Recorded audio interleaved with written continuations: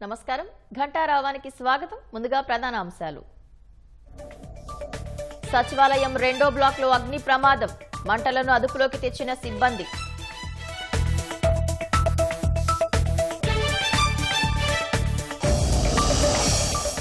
మంగళగిరిలో మన ఇల్లు మన లోకేష్ కార్యక్రమం పేదలకు శాశ్వత ఇంటి పట్టాలు పంపిణీ చేయనున్న లోకేష్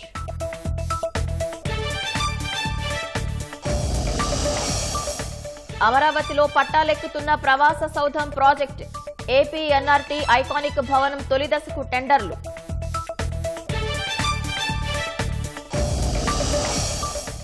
బాలీవుడ్ నటుడు దర్శకుడు మనోజ్ కుమార్ కన్నుమూత ముంబైలోని ఆసుపత్రిలో చికిత్స పొందుతూ తుదిశ్వాస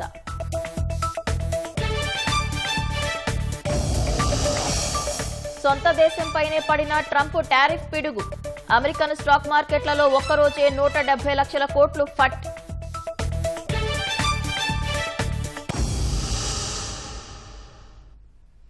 సచివాలయం రెండవ బ్లాక్ లో అగ్ని ప్రమాదం జరిగింది బ్యాటరీలు ఉంచే ప్రాంతంలో ప్రమాదం జరిగినట్లు అధికారులు ప్రాథమిక అంచనాకు వచ్చారు విషయం తెలిసిన వెంటనే ఫైర్ సేఫ్టీ అధికారులకు ఎస్పీఎఫ్ సిబ్బంది సమాచారం ఇచ్చారు ఘటనా స్థలికి చేరుకున్న అగ్నిమాపక సిబ్బంది వెంటనే మంటలను అదుపులోకి తెచ్చారు సచివాలయంలోని రెండో బ్లాక్ లోనే డిప్యూటీ సీఎం పవన్ కళ్యాణ్ హోంమంత్రి అనిత ఆర్థిక మంత్రి పయ్యావుల కేశవ్ పౌర సరఫరాల శాఖ మంత్రి నాదెండ్ల మనోహర్ పర్యాటక మంత్రి కందుల దుర్గేష్ దేవాదాయ శాఖ మంత్రి ఆనం రామనారాయణ రెడ్డి మున్సిపల్ శాఖ మంత్రి నారాయణ పేషీలు ఉన్నాయి ఘటనపై హోంమంత్రి అనిత ఆరా తీశారు బ్యాటరీలు ఉండే ప్రాంతంలో ప్రమాదం జరిగినట్లు పోలీసులు అధికారులు వివరించారు ప్రమాదానికి కారణాలను తేల్చాలని హోంమంత్రి అనిత ఆదేశించారు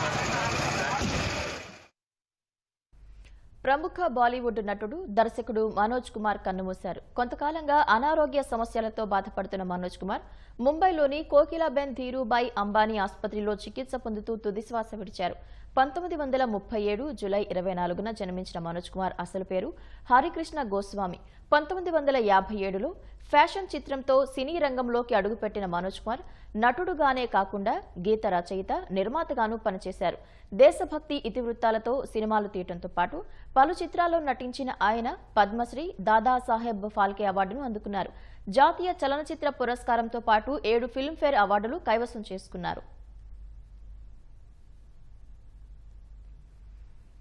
గుంటూరు జిల్లా మంగళగిరి మండలంలో సుమారు 540 మంది లబ్ధిదారులకు ఇవాళ ఇళ్ల స్థలాల క్రమబద్దీకరణ పట్టాలు అందించనున్నారు ఇందుకోసం భారీ బహిరంగ సభ ఏర్పాటు చేశారు లబ్ధిదారులకు ఇంటి పట్టాతో పాటు పసుపు కుంకుమ గాజులు పట్టు వస్త్రాలను లోకేష్ అందిస్తారు అనంతరం వారికి వారి కుటుంబ సభ్యులకు భోజనాలు ఏర్పాటు చేశారు మంత్రి లోకేష్ ఎన్నికల సమయంలో ఇచ్చిన హామీని నెరవేరుస్తున్నందుకు ప్రజలు హర్షం వ్యక్తం చేశారు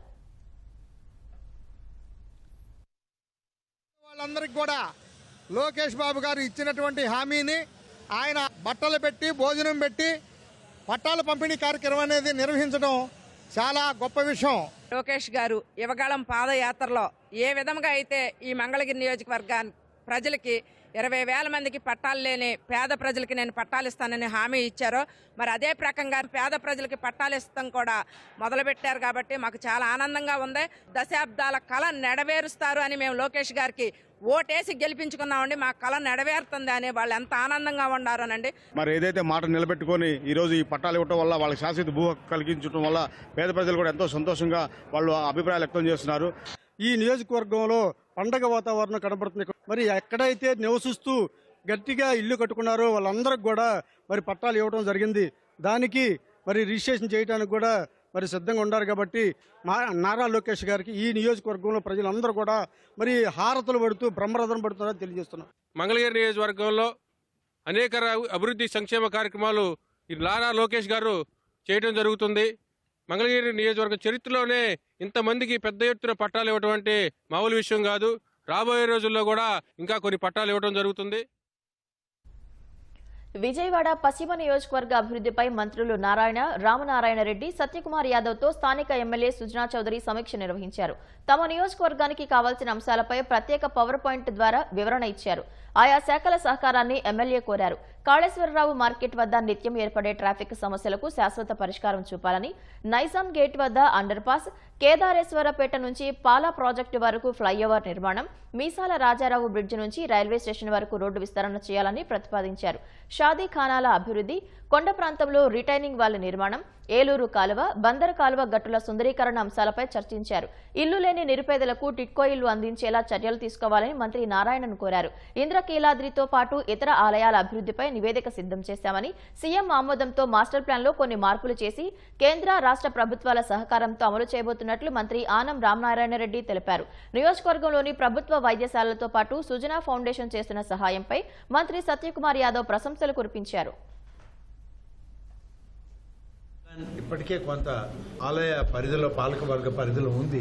వీటిని ఇంకా కొన్ని మార్పులు చేర్పులు చేయాలని గత మా దేవాదాయ శాఖ రివ్యూలో ముఖ్యమంత్రి గారు సూచించారు. సుజనా చౌదరి గారు నవరాత్రి ఉత్సవాలప్పుడు కొన్ని సూచనలు చేశారు. మరి పార్లమెంట్ సభ్యులు కొన్ని సూచనలు చేశారు. వీటన్నిటిని కూడా సమగ్రంగా తీసుకొని కేంద్ర ప్రభుత్వం ఇచ్చేటువంటి పథకాలను కూడా మేము దృష్టిలో పెట్టుకొని ఆలయాల అభివృద్ధికి మరీ ముఖ్యంగా దాదాపు 21 ఆలయాలు ఉన్నాయి. తిరుమల తిరుపతి దేవస్థానం కాకుండా 6A టెంపుల్స్లో 5 కోట్ల నుంచి ఆ పైన రాబడి ఉన్నటువంటి ఆ టెంపుల్స్ అన్నీ కూడా సక్రమమైన పద్ధతిలో అమలు చేయడానికి అన్ని విధాల ప్రయత్నం చేస్తున్నాం. దుర్గ గుడి కూడా ఈ మాస్టర్ ప్లాన్లో డిజైన్ చేసి కొన్ని కొత్తగా రోడ్డు అప్రోచెస్ కూడా తీసుకురావాలని, రహదారులు ఏర్పాటు చేయాలి, దాని కనెక్టింగ్ బ్రిడ్జెస్ని తీసుకురావాలని ఒక ప్లాన్ ఉంది. కేంద్ర ప్రభుత్వం న్యూ ఎడ్యుకేషన్ పాలసీలో భాగంగా అందిస్తున్న అటల్ టింకరింగ్ ల్యాబ్ ఏదైతే ఉన్నాయో దానికి ఒక్కొక్క ల్యాబ్కి 20 లక్షల దాకా ఇచ్చే అవకాశం ఉంది. సో ఆ ల్యాబ్ను కూడా ఎక్కువ సంఖ్యలో మన ప్రభుత్వ పాఠశాలలో తీసుకొస్తే ఇక్కడ పిల్లలు సృజనాత్మక పెంచుకోవడానికి, టెక్నాలజీ వైపు వాటి దృష్టి మరల్చడానికి, రాబోయే రోజుల్లో టెక్నాలజీతో కూడిన విద్యను అందించడానికి అవకాశం ఉంటుందనే విషయం కూడా మాట్లాడడం జరిగింది. అన్ని సమస్యల్ని క్రోడీకరించి ప్రజెంటేషన్ చేయడం జరిగింది.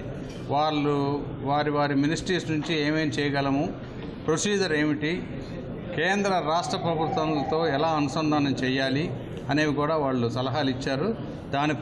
దాని ప్రకారం ముఖ్యమంత్రి గారి స్ఫూర్తితో P4ని మొదలుపెట్టి సుజనా మిత్ర అని చెప్పి మనం 22 స్కూటర్లు ఇచ్చి పంపించాం. దాని ముఖ్య ఉద్దేశం ఏంటంటే ప్రతి డివిజన్లోనూ ఒక 10 మంది వెళ్ళి మున్సిపల్ ఆఫీస్కో, ఇంకా ఎండోమెంట్ ఆఫీస్కో, హెల్త్ కేర్కు వెళ్లకుండా ఆ 10 మంది సమస్యలు ఒక వ్యక్తి తీసుకొని వెళ్ళి రిప్రజెంట్ చేసి వాళ్ళ సమస్యని సామరస్యంగా పరిష్కరించి మళ్ళీ వాళ్ళకి కన్ఫర్మ్ చేసే పద్ధతిని ట్రైన్ చేసామండి. అనకాపల్లి జిల్లా రాంబిల్లి ఫేజ్ 2లో బల్క్ డ్రగ్స్ పరిశ్రమ ఏర్పాటుకు లారస్ ల్యాబ్స్ ముందుకొచ్చింది. Laurus Labs CEO Satyanarayana, company executive vice president Narasimha Rao సచివాలయంలో ముఖ్యమంత్రి చంద్రబాబును కలిసి పెట్టుబడుల ప్రతిపాదనలు వివరించారు. లారస్ ల్యాబ్స్ సుమారు 5,000 కోట్ల పెట్టుబడి పెట్టేందుకు ఆసక్తి కనబరుస్తున్నట్లు తెలుస్తోంది. ప్రత్యక్షంగా పరోక్షంగా 7,500 మందికి ఉద్యోగ, ఉపాధి అవకాశాలు కలుగుతాయని కంపెనీ ప్రతినిధులు తెలిపారు. Fermentation, crop science chemicals, green chemistry వంటి స్పెషాలిటీ కెమికల్స్ ఉత్పత్తి చేసేందుకు యూనిట్లు ఏర్పాటు చేయనున్నారు. తమ సంస్థకు రాంబిలిలో భూ కేటాయింపులు చేసినందుకు సీఎంకు లారస్ సీఈఓ కృతజ్ఞతలు తెలిపారు. స్పీడ్ ఆఫ్ డూయింగ్ బిజినెస్ తమ విధానమని, భూ కేటాయింపులతో పాటు ప్రభుత్వం అన్ని విధాలుగా సహకారం అందిస్తుందని సీఎం వారికి భరోసా ఇచ్చారు. సాధ్యమైనంత త్వరగా క్షేత్రస్థాయిలో పనులు ప్రారంభించాలని సూచించారు. విశాఖ, బెంగళూరు, హైదరాబాద్లో యూనిట్లు కలిగిన లారస్ ల్యాబ్స్ విస్తరణలో భాగంగా అనకాపల్లి జిల్లా రాంబిలిలో పరిశ్రమ యూనిట్ ఏర్పాటు చేయనుంది.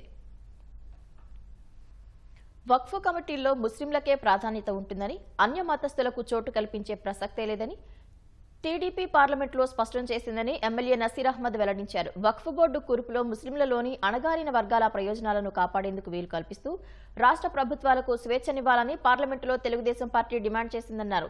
వక్ఫ్ ఆస్తులను ముస్లిం అభ్యున్నతి, ఆ సామాజిక వర్గ మహిళలు, యువత, అట్టడుగు వర్గాల కోసం ఉపయోగించాలన్నది తెలుగుదేశం పార్టీ విధానమని స్పష్టం చేశారు. ముస్లింల పట్ల వైసీపీకి ఎంత చిత్తశుద్ది ఉందో పార్లమెంటులో ఆ పార్టీ ఎంపీల వైఖరితో స్పష్టమైందన్నారు.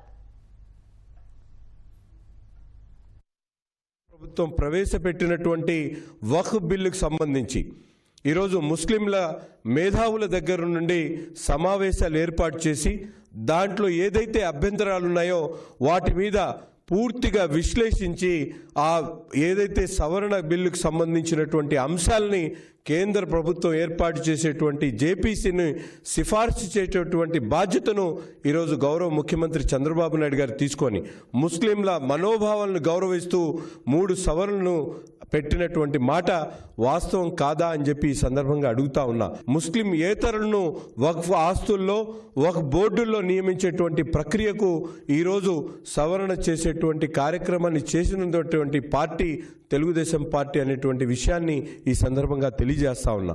నిజంగా జగన్మోహన్ రెడ్డి గారికి ఏమాత్రం ముస్లింల పట్ల చిత్తశుద్ధి ఉంటే ఎందుకు మీ పార్లమెంట్ సభ్యులు నిన్న పార్లమెంట్లో ఎందుకు ఈ వక్ఫ్ చట్ట సవరణ బిల్లుపై ఎందుకు మాట్లాడలేదని చెప్పి ఈ సందర్భంగా అడుగుతా ఉన్నా. జగన్మోహన్ రెడ్డి గారు ఎందుకు మీరు మీ స్పష్టమైనటువంటి వైఖరిని ఎందుకు ఈ వక్ఫ్ బిల్లు మీద ప్రకటించలేదని చెప్పి కూడా ఈ సందర్భంగా అడుగుతా ఉన్నా. లైంగిక వేధింపులకు గురయ్యే మహిళలకు అండగా అన్ని జిల్లాల్లోనూ 1 స్టాప్ సెంటర్స్ ప్రారంభిస్తున్నామని స్త్రీ శిశు సంక్షేమ శాఖ మంత్రి సంధ్యారాణి తెలిపారు.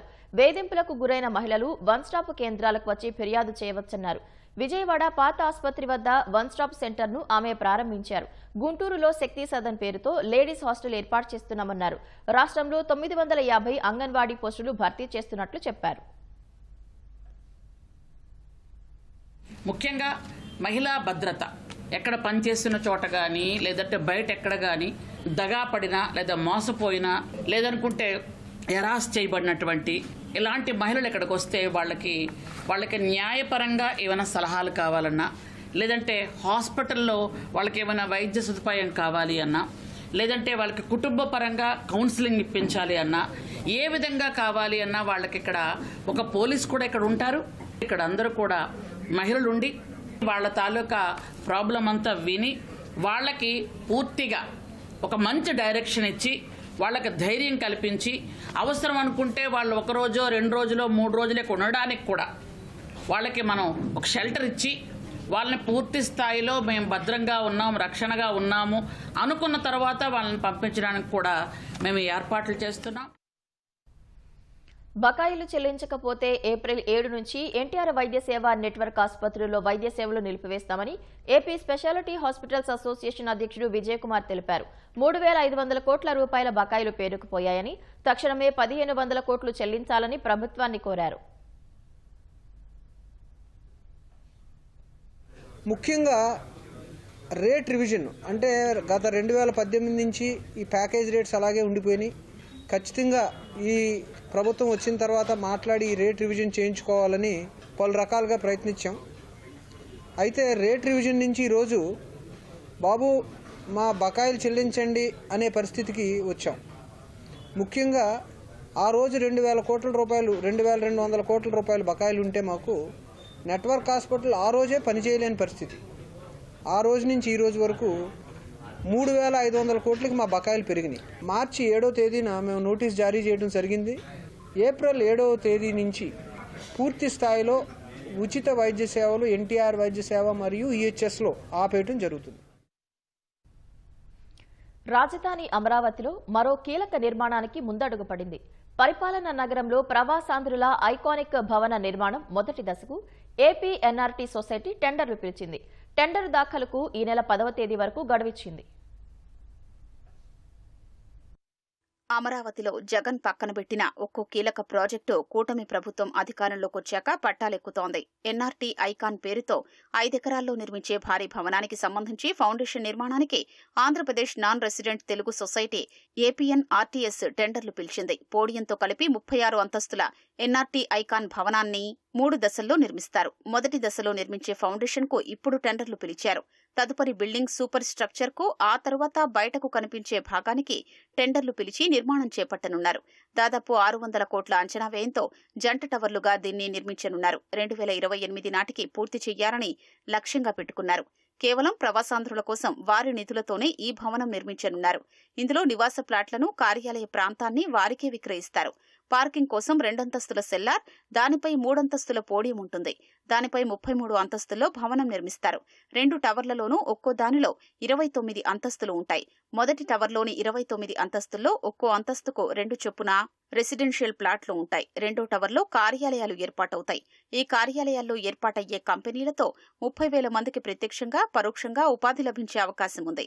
2 టవర్లను కలుపుతో పైన 4 అంతస్తులు నిర్మిస్తారు. దీన్ని పూర్తిగా వాణిజ్య అవసరాలకే కేటాయిస్తారు. 2 టవర్ల మధ్యలో ఏర్పాటు చేసే గ్లోబ్ ఈ భవనానికి ప్రత్యేక ఆకర్షణగా నిలవనుంది. అందులో కూర్చుంటే 360 డిగ్రీల్లో అమరావతి నగరం మొత్తాన్ని వీక్షించొచ్చు. గ్లోబ్లో 10 నుంచి 12,000 చదరపు అడుగుల విస్తీర్ణంలో రెస్టారెంట్లు, kitchen, executive dining hall, lounge వంటివి ఏర్పాటు చేస్తారు. ప్రత్యేకంగా ఎన్ఆర్టీ క్లబ్ హౌస్ ఉంటుంది. సదస్సులు, సమావేశాల నిర్వహణకు 2,000 సీట్ల ఆడిటోరియం, 1,500 సీట్ల యాంఫీ థియేటర్ ఏర్పాటు చేస్తారు. 2014-19 మధ్య ఎన్ఆర్టీ ఐకాన్ భవనానికి నాటి సీఎం చంద్రబాబు శంకుస్థాపన కూడా చేశారు. ఐకాన్ భవనంలో ప్లాట్ల కొనుగోలుకు 104 మంది ప్రవాసాంధ్రులు 33 కోట్ల రూపాయల డబ్బు కూడా చెల్లించారు. భవన నిర్మాణం వేగంగా పుంజుకుంటున్న దశలో వైసీపీ ప్రభుత్వం అధికారంలోకొచ్చింది. అమరావతిపై కత్తిగట్టిన జగన్ ఏపీ ఎన్ఆర్టీ భవనాన్ని మూలన పడేశారు. కూటమి ప్రభుత్వం అధికారంలోకి రావడంతో న్యాయపరమైన సమస్యలన్నీ అధిగమించి ఈ భవన నిర్మాణానికి మార్గం సుగమం చేసింది. బిమ్స్టెక్ సదస్సు కోసం థాయిలాండ్ వెళ్లిన ప్రధాని నరేంద్ర మోదీ ఆ దేశ ప్రధాని పేటోంగ్ టార్న్ షినవత్రా ఇచ్చిన అధికారిక విందులో పాల్గొన్నారు. చావో ఫ్రయా నది ఒడ్డున ఉన్న హోటల్ షాంగ్రీలాలో జరిగిన విందుకు మోదీని ఆహ్వానించిన షినవత్రా కాసేపు మాట్లాడారు. విందు సందర్భంగా ఆసక్తికర ఘటన చోటు చేసుకుంది. బంగ్లాదేశ్ తాత్కాలిక ప్రభుత్వాధినేత మహమ్మద్ యూనస్ మోదీ పక్కనే కూర్చున్నారు. ఇందుకు సంబంధించిన దృశ్యాలను యూనస్ కార్యాలయం పంచుకుంది. బిమ్స్టెక్ 6వ శిఖరాగ్ర సమావేశం సందర్భంగా ఇవాళ మోదీ యూనస్ సమావేశమయ్యే అవకాశం ఉందని తెలుస్తోంది. గతేడాది ఆగస్టులో షేక్ హసీనా బంగ్లాదేశ్ ప్రధాని పదవికి రాజీనామా చేసి భారత్కు వచ్చిన తర్వాత ఇరు దేశాల సంబంధాలు క్షీణించాయి. హిందూ మైనారిటీలపై జరిగిన దాడులే అందుకు కారణం. ఇటీవల చైనా పర్యటనకు వెళ్లిన యూనస్ భారత్లోని ఈశాన్య రాష్ట్రాలను ఉద్దేశించి చేసిన వ్యాఖ్యలతో సంబంధాలు మరింత క్షీణించాయి. ఈ క్రమంలోనే ఆయన మోదీ పక్కన విందులో కూర్చోవడం ప్రాధాన్యం సంతరించుకుంది.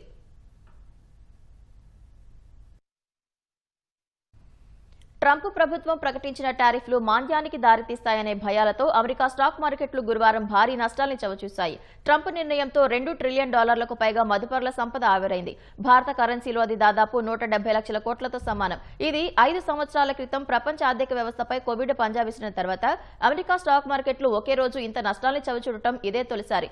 బ్యాంకులు, రిటైలర్లు, దుస్తులు, విమానయాన సంస్థలు, సాంకేతిక సంస్థలు ఇలా దాదాపు ప్రతి రంగం తీవ్ర నష్టాలను ఎదుర్కొంది. టారిఫ్ల నిర్ణయం ఊహించిన దానికంటే చాలా దారుణంగా ఉందని ఆర్థిక నిపుణులు పేర్కొన్నారు. ధరలు పెరగటం వల్ల వినియోగదారులు తమ ఖర్చులను తగ్గించుకుంటే తక్కువ వస్తువులు ఉత్పత్తి అవుతాయని, దానివల్ల ఆర్థిక వృద్ధి నిలిచిపోవచ్చని హెచ్చరించారు.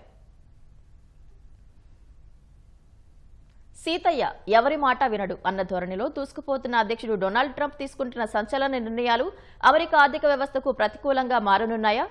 మేక్ అమెరికా గ్రేట్ అగైన్ నినాదం బెడ్స్ కొడుతుందా? తాజాగా ప్రకటించిన టారిఫ్లు అమెరికాను ఆర్థిక మాంద్యం వైపు నడిపించనున్నాయా? ఇప్పుడు ఈ ప్రశ్నలే అమెరికా పౌరుల్లో సరికొత్త ఆందోళనలు రేకెత్తిస్తున్నాయి. కొత్త టారిఫ్ ప్రకటనలతో అమెరికా మాంద్యంలోకి జారిపోతుందనే ఆందోళన వ్యక్తమవుతుంది. వీటి ప్రభావంతో వినియోగ ఆర్థిక వ్యవస్థకు కొత్త చిక్కులు ఎదురుకానున్నాయని ఆర్థిక నిపుణులు హెచ్చరిస్తున్నారు. అమెరికా అధ్యక్షుడిగా రెండోసారి అధికారం చేపట్టిన నాటి నుంచి డొనాల్డ్ ట్రంప్ అనూహ్య నిర్ణయాలతో సంచలనం సృష్టిస్తున్నారు. ఇప్పటికీ ద్రవ్యోల్బణంతో సతమతమవుతోన్న అమెరికా ట్రంప్ తీసుకుంటోన్న నిర్ణయాలతో మరిన్ని ఇబ్బందులను ఎదుర్కొంటోంది. ఇలాంటి సమయంలో ముందుగా ప్రకటించినట్లే ప్రతీకార సుంకాలతో ట్రంప్ విరుచుకుపడడంతో ఇప్పుడు అక్కడ భయాందోళనలు నెలకొన్నాయి. కొత్త టారిఫ్ ప్రకటనలతో అమెరికా మాంద్యంలోకి జారిపోతుందనే ఆందోళన వ్యక్తమవుతోంది. వీటి ప్రభావంతో వినియోగ ఆర్థిక వ్యవస్థకు కొత్త చిక్కులు ఎదురుకానున్నాయనే ఆందోళన నెలకొంది. ట్రంప్ ప్రకటనతో అక్కడి స్టాక్ మార్కెట్లు కుదేలయ్యాయి. ట్రంప్ టారిఫ్లు దేశ ఆర్థిక వ్యవస్థపై ప్రభావం చూపుతాయని, కార్పొరేట్ ఆదాయాలను దెబ్బతీస్తాయని, ధరలను మరింత పెంచుతాయని పెట్టుబడిదారులు ముందు నుంచే ఆందోళన చెందుతున్నారు.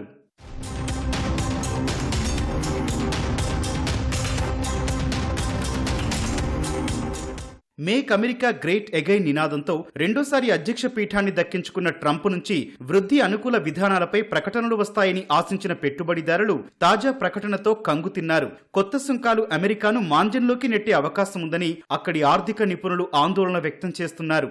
అమెరికా మార్కెట్లు చాలా దారుణమైన పరిస్థితిని ఎదుర్కొంటాయని హెచ్చరించారు. నాణ్యానికి ఒకవైపు చూస్తున్నామని, రెండో వైపు ఇతర దేశాలు ఎలా స్పందిస్తాయన్నది ముఖ్యమని అభిప్రాయపడ్డారు. వారు ప్రతీకార సుంకాలకు దిగితే అమెరికా వ్యాపార తీవ్రంగా నష్టపోతాయన్నారు. ట్రంప్ టారిఫ్ హెచ్చరికలు మొదలుపెట్టిన దగ్గర నుంచి అమెరికాకే నష్టం జరుగుతోందన్న అభిప్రాయాలు ఉన్నాయి. విదేశాల నుంచి వస్తోన్న వస్తువులపై పన్నులు విధించడం వల్ల వాటి ధరలు పెరిగి అమెరికా పౌరులకే నష్టం వాటిల్లుతుందనే భయాలు నెలకొన్నాయి. అయితే ఇటీవల ద్రవ్యోల్బణం పెరుగుతుందన్న వాదనను కొట్టిపారేసిన ట్రంప్ ఆర్థిక మాంద్యం వస్తోందన్న అంచనాలను మాత్రం తోసిపుచ్చలేదు. అంతిమంగా అమెరికాకే మేలు జరుగుతుందని ట్రంప్ వ్యాఖ్యానించడం గమనార్హం.